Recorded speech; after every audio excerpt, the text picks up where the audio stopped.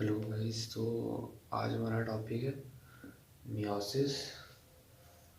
हाँ, तो अब हम पढ़ने वाले हैं मियोसिस के बारे में। हमने अपने पहले लेक्चर में G1 phase, G2 phase, S phase, G0 phase वगैरह सारे फेजेस पढ़ लिए थे। ओके। सेकेंड लेक्चर में हमने अपना ये पढ़ लिया था माइटोसिस, M फेज़। ओके। तो अब हम पढ़ने लगे हैं मियोसिस। तो हम स्टार्ट करते हैं अपने न्यू टॉपिक के साथ मियोसिस, जिसके अंदर सब डिवीजन है कि मियोसिस 1 एंड मियोसिस 2। फिर हम इस चैप्टर को वाइंड अप करेंगे और ये लास्ट वीडियो होगी इस लेक्चर की, इस टॉपिक की। तो फिर ये हमारा चैप्टर ख़त्म हो जाएगा। ओके। तो स्टार्ट करते हैं हम जल्दी से इसको।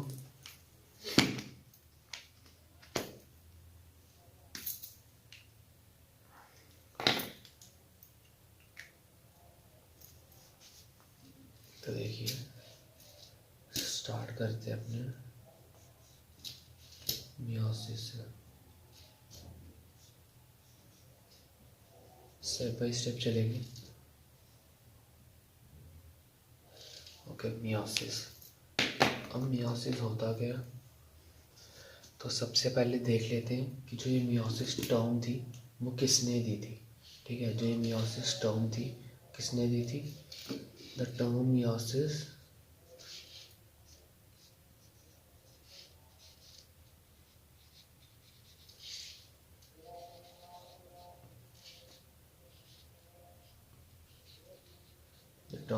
was given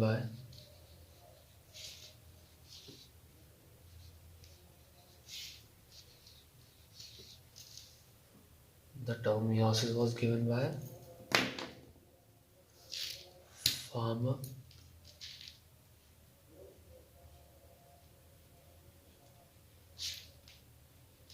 okay and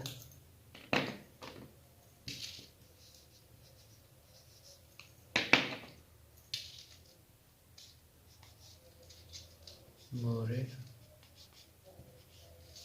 in 1905।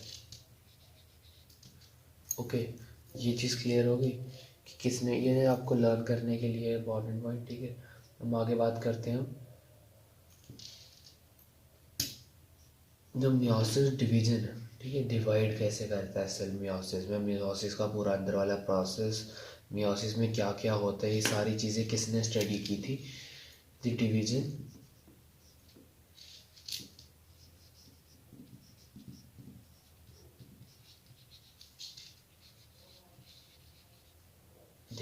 was studied by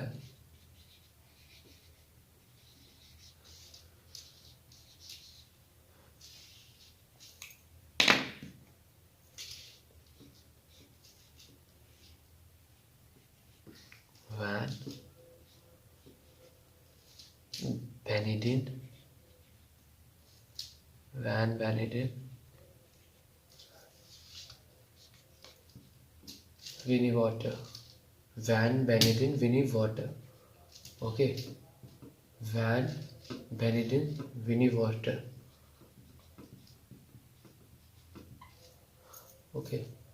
और किसने की थी? इन दो दो बंदों ने की थी। जैसे यहाँ पर फार्मर एंड मोरे, सिमिलरली यहाँ पे थे। The division was studied by Van Beneden Walter and Strasburg. ठीक है,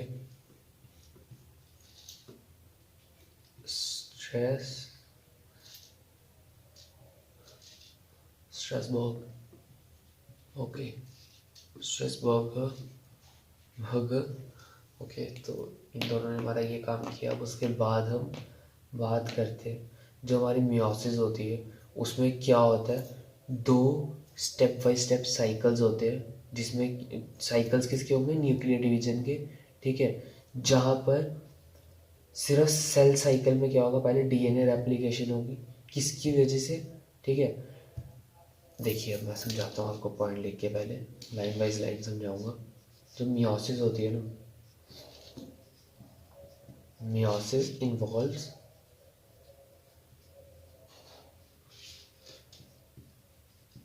two sequential, मेरे साथ साथ लिखते जाओ आप लोग भी, पेन कॉपी निकाल लो।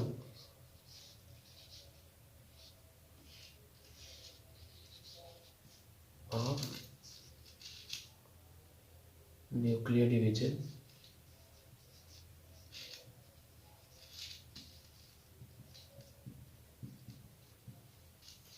okay, but only one cycle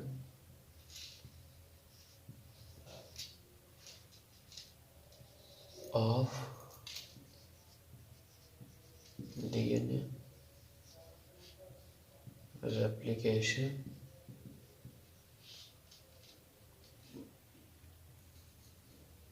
due to which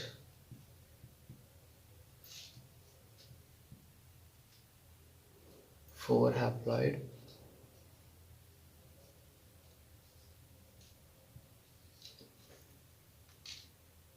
daughter cells are formed.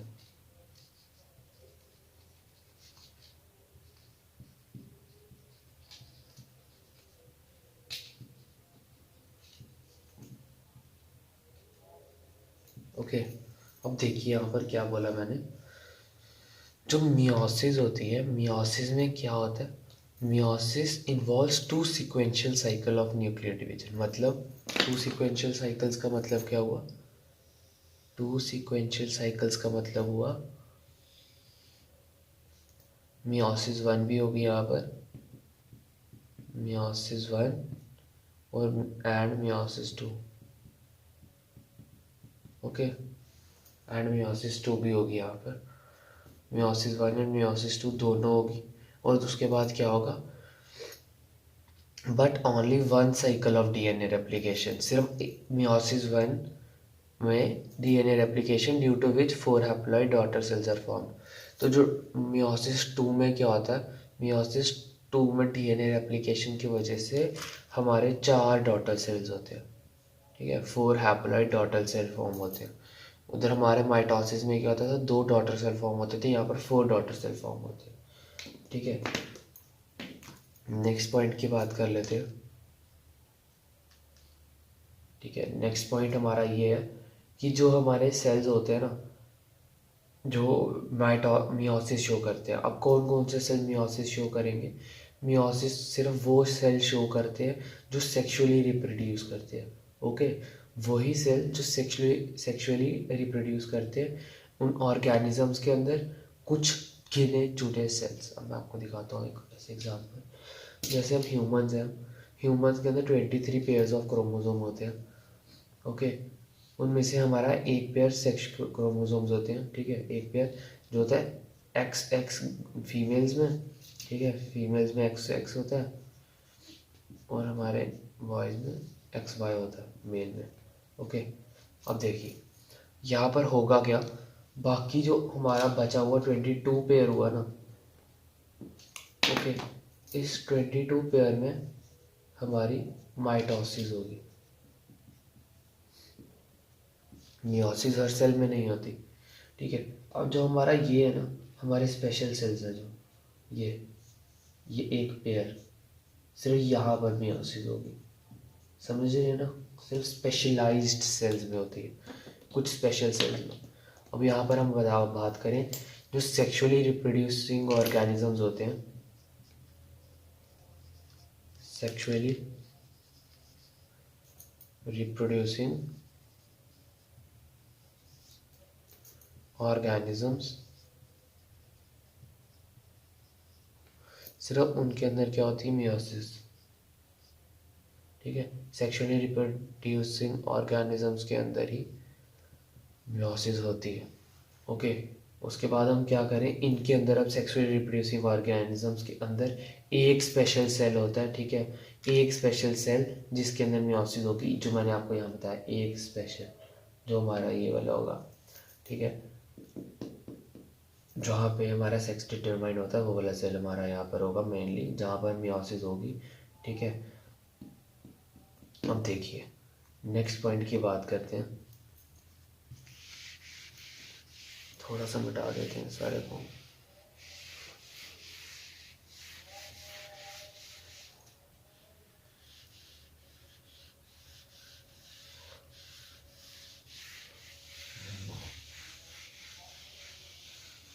बस देखिए, नेक्स्ट पॉइंट की बात करते हैं। ठीक है, जो हमारे ऑफस्प्रिंग्स प्रोड्यूस होते हैं, ऑफस्प्रिंग्स मतलब जो बच्चे हमारे आगे प्रोड्यूस होंगे, जो आगे बेबीज प्रोड्यूस होंगे, ठीक है, ड्यूरिंग सेक्सुअल रिप्रोडक्शन, उसमें क्या होगा, उनमें फ्यूजन होगी किसकी, दो हैप्लॉइड गैमीट्स की। ठीक है, और जो ये हैप्लॉइड गैमीट्स होंगे, ठीक है, वो कैसे बने होंगे, वो मियोसिस से बने होंगे। ठीक है, मियोसिस से क्या होता है, मियोसिस करती है बेसिकली, ठीक है, वो हैप्लॉइड वो प्रोड्यूस करती है, मैंने आपको बताया हैप्लॉइड डॉटर सेल्स प्रोड्यूस करेगी। ठीक है, तो जो हमारी मियोसिस होती है वो हैप्लॉइड फेज होते हैं जो हमारे लाइफ होती है हमारे सेल साइकिल की, ठीक है, सेक्सुअल रिप्रोड्यूसिंग ऑर्गेनिजम्स के अंदर, वहाँ पर फर्टिलाइजेशन के थ्रू डिप्लॉयड फेज वापस लाने की कोशिश करती है। वो आपको ये चीज़ समझ नहीं आई होगी, मुझे भी पता चल गया। ठीक है, अब मैं इसको आपको अच्छे से एक्सप्लेन करता हूँ लिख के। यहाँ पर हम लिखेंगे एन ऑफस्प्रिंग, इसको यार यहाँ लिखते हैं थोड़ा,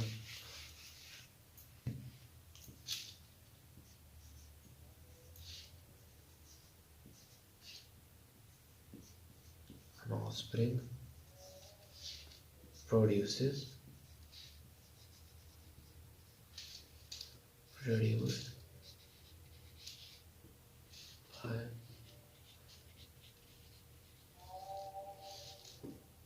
sexual reproduction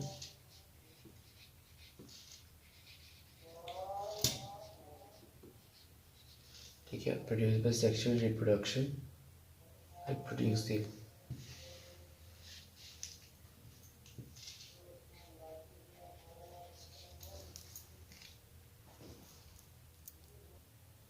तो गाइस ये देखिए मैंने आपके लिए लिख दिया यहाँ पर, मैं आपको इसको समझा देता हूँ। अब इधर पे होता क्या है, ड्यूरिंग सेक्सुअल रिप्रोडक्शन ना, अब जो सेक्सुअल रिप्रोडक्शन के टाइम पर क्या होगा, जो हमारे गैमीट्स होते हैं वो कौन से इन्वॉल्व होते हैं सेक्सुअल रिप्रोडक्शन के time, two haploid gametes involve होते हैं। अब जब दो वो हैप्लॉइड गैमीट्स फ्यूज़ करेंगे, एक हैप्लॉइड गैमीट ये है, एक गैमीट ये है, अब जब ये दोनों फ्यूज़ करेंगे एक बन जाएंगे, तो हमारा ऑफस्प्रिंग प्रोड्यूस होगा, बेबी प्रोड्यूस होगा सेक्सुअल रिप्रोडक्शन में। ठीक है, अब जो ये गैमीट्स होते हैं, ये हैप्लॉइड गैमीट्स जो होते हैं, ठीक है, हैप्लॉइड गैमीट्स हमारे कहाँ बनते हैं, ड्यूरिंग मियोसिस। ठीक है, हमारे मियोसिस के दौरान हैप्लॉइड गैमीट्स बनते हैं, और जब वो दो हैप्लॉइड गैमीट्स फ्यूज़ करते हैं तो जाकर एक ऑफस्प्रिंग बनता है। समझ गए? ठीक है, अब मियोसिस क्या करती है, मियोसिस की वजह से जो लाइफ साइकिल होता है, जो सेल साइकिल होता है of sexually reproducing organisms, life cycle of sexual reproducing organism में क्या होता है, हैप्लॉइड फेज आती ही आती है। मतलब जो सेक्सुअल रिप्रोड्यूसिंग ऑर्गेनिजम्स हैं उनके सेल्स के अंदर एक बार सेल साइकिल के दौरान जब मियोसिस हो रही होगी तब हैप्लॉइड फेज आएगी ही आएगी। क्लियर हो गई बात? अब ठीक है, ऑर्गेनिजम्स में क्या होगा, organism whereas fertilization restores the diploid phase. अब देखिए मैंने आपको क्या बोला कि मियोसिस वाला सेल साइकिल जब होगा इन सेक्सुअल रिप्रोड्यूसिंग ऑर्गेनिजम्स तो हैप्लॉइड फेज आएगी, और जैसे ही ये फर्टिलाइजेशन होगी, जब दो हैप्लॉइड गैमीट्स फ्यूज़ कर जाएंगे तो फर्टिलाइजेशन के दौरान क्या होगा, हमारे डिप्लॉयड फेज वापस रिस्टोर हो जाएगी। समझ आ गया? Step by step, line wise line समझाया, समझ आ जाना चाहिए। अब आगे देखिए, मियोसिस में क्या होता है, एक मियोसिस 1 होती है और एक मियोसिस 2 होती है। अब meiosis 1 is called reductional division. Meiosis 1 को हम क्या बोलते हैं, रिडक्शनल डिवीजन, बिकॉज इस मियोसिस 1 में क्या होगा, डिवीजन होगी और जो क्रोमोसोम नंबर है वो आधे हो जाते हैं। अगर 46 क्रोमोसोम्स थे तो वो 23 बन जाएंगे। समझे? तो मियोसिस 1 को इसीलिए हम रिडक्शनल डिवीजन बोलते हैं, और रिडक्शनल डिवीजन इसीलिए बोलते हैं क्यों, क्योंकि इस फेज में जो हमारे क्रोमोसोम नंबर है वो आधा हो जाता है। समझे क्या? तो गाइस ये देखिए यहाँ पर क्या होता है, मियोसिस 1 में मैंने क्या बोला, मियोसिस 1 को हम रिडक्शनल डिवीजन बोलते हैं। क्यों? क्योंकि वहाँ पर हमारे क्रोमोसोम नंबर आधे हो जाते हैं। और मियोसिस 2 को हम इक्वेशनल डिवीजन बोलते हैं। क्यों? क्योंकि यहाँ पर इस डिवीजन के दौरान हमारे क्रोमोसोम नंबर होता है, जो क्रोमोसोम का number remain the same as produced at the end of meiosis one.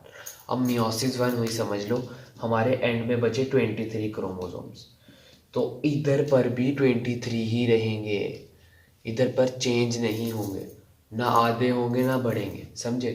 इधर पर भी नंबर वही रहेगा। तो आपको ये पॉइंट समझ आ गया। मैं आगे बताऊंगा आपको। Meiosis one, meiosis two. अब मैं बताता हूँ माइटोसिस में क्या हुआ था। हमारा सबसे पहले आती थी prophase, metaphase, anaphase and telophase. Okay, same के सेम फेज यहाँ पर भी आएंगे। मियोसिस वन में क्या आएगा, देखिए मियोसिस वन में आएगा प्रोफेज, मेटाफेज,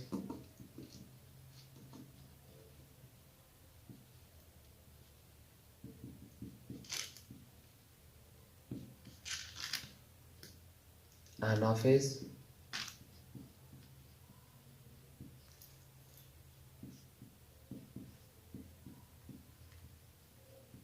अब देखिए प्रोफेज में मियोसिस वन में, तो prophase one, prophase two, prophase oh sorry यहाँ पर आएगा prophase one, metaphase one, anaphase one, telophase one. तो ये बॉन्ड कॉन्टिन्यू रहेगा यहाँ पर। अब यहाँ पर क्या आएगा,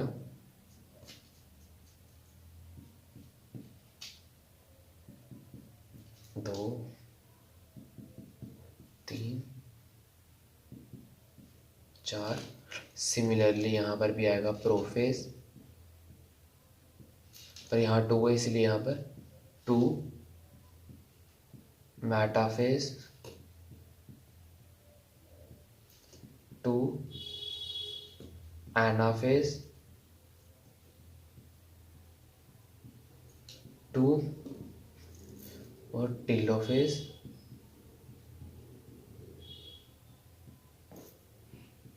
टू। ओके, समझ आ रही हैं चीज़ें। अब अब मैं बताता हूँ मियोसिस वन और मियोसिस टू के बीच में एक स्टेज आती है जिसे हम बोलते हैं इंटरकाइनेसिस। समझे, इस स्टेज को हम क्या बोलते हैं, इंटरकाइनेसिस। इसको हम आगे डिस्कस करने वाले हैं। तब तक आप ये याद करिए कि जो मियोसिस वन है और मियोसिस टू है उसमें क्या होगा, प्रोफेज वन, प्रोफेज टू, ठीक है। उस हिसाब से metaphase one, metaphase two, anaphase one, anaphase two, telophase one and telophase to.